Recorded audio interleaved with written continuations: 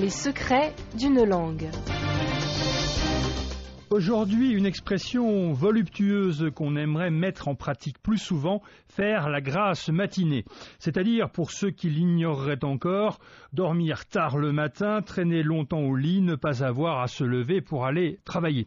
L'origine de cette curieuse expression remonte au XVIe siècle, où l'on disait aussi dormir la belle, la grande, la longue ou la grasse matinée. Pour Alain Ray, dans son dictionnaire des expressions et locutions, l'emploi du mot gras est des plus étranges et ne semble pas avoir d'équivalent. On peut l'interpréter rationnellement au sens de qui se développe, qui s'allonge. La matinée grasse est donc une matinée prolongée. D'autres auteurs remontent à l'étymologie latine du mot, gras du latin crassus, qui veut dire épais. Il s'agirait donc d'une matinée plus épaisse que les autres, parce qu'elle dure plus longtemps. Mais pour l'éminent linguiste, cette explication trop logique ne suffit pas.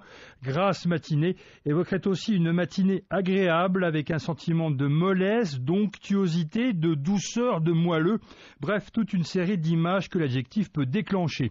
Mais il y a aussi une autre origine possible, beaucoup moins idéalisée. Elle se trouve dans le dictionnaire de l'Académie française dès 1694, je cite, « On dit de quelqu'un qui conserve ou qui augmente ses rondeurs à force de dormir la grasse matinée.